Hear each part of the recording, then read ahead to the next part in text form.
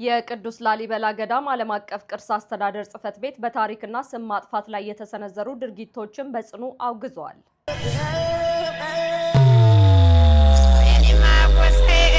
የቅዱስ ላሊበላ ገዳም ዓለም አቀፍ ቅርስ አስተዳደር ጽሕፈት ቤት ባወጣው መግለጫ በአሁኑ ወቅት በአንዳንድ ማህበራዊ ሚዲያዎች አርቲስቶችና አዝማሪዎች አካባቢ ለጊዜያዊ ጥቅምና ለእይታ ማሳደጊያ ሲባል የታላቁን ጻድቅና ንጉሥ የቅዱስ ላሊበላን ስም ካልዋለበት በማዋል የታሪክ መዛባትን ለመፍጠር የሚደረገውን ሙከራ በጥብቅ ኮንኗል። ጽሕፈት ቤቱ በሬ ሆይ ሳሩን እንጂ ገደሉን መቻየ ሲል በሰነዘረው በዚህ መግለጫው ማንነታቸውና አመጣጣቸው በውል እየታወቀ በየማህበረሰቡ ቤት በጠዋት እየዞሩ በዘፈን መልክ ልመናን እንደ ስራ ቆጥረው ለሚንቀሳቀሱ አባውዴ ወይም ሀሚና ለተባሉ የህብረተሰብ ክፍሎች የቅዱስ ላሊበላን ስም መስጠት እጅግ አሳፋሪና የድንቁርና ጥግ መሆኑን አስታውቋል።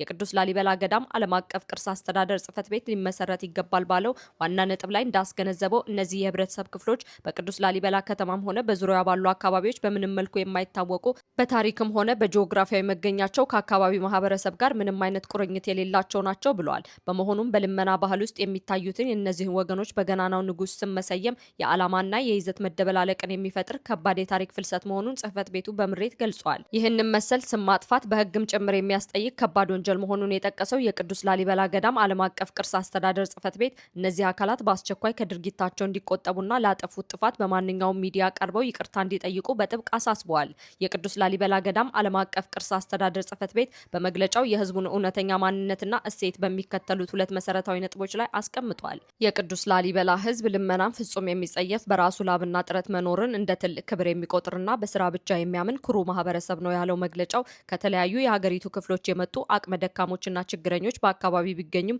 ህዝቡ እነዚህን ወገኖች በደግነት በፍቅርና በሕክምና በመንከባከብ የሚይዝ እንጂ የሚያገል አይደለም ብለዋል። ይህ ሀቅ መሬት ላይ ያለ አንዳንድ ነገሮችን በጥልቀትና በሰፊው ማየት የተሳናቸውና ለታሪክ ግድ የሌላቸው ችኩል አካላት ታሪካዊውን የቅዱስ ላሊበላን ማህበረሰብ ከልመና ተግባር ጋር አያይዘው ለማይመጥነው ስም በመስጠት የታሪክ ብልሹነት ለመፍጠር እየታተሩ መሆኑን ጽሕፈት ቤቱ በድጋሚ አረጋግጧል።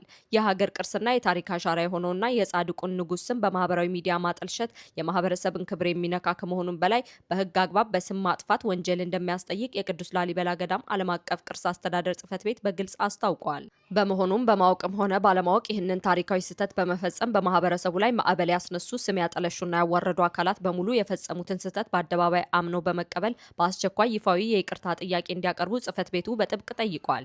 የቅዱስ ላሊበላ ገዳም ዓለም አቀፍ ቅርስ አስተዳደር ጽሕፈት ቤት መግለጫውን ሲያጠቃልል የታሪክ ስህተትንና ፍልሰትን እያመረቱ ያሉት አካላት ካልተቆጠቡ የታሪክ መበላሸትን ለመከላከልና የማህበረሰቡን ክብር ለማስጠበቅ ሲባል ጉዳዩን በህግ አግባብ እስከ መጨረሻው የሚገፋበት መሆኑን በጥብቅ አሳስበዋል።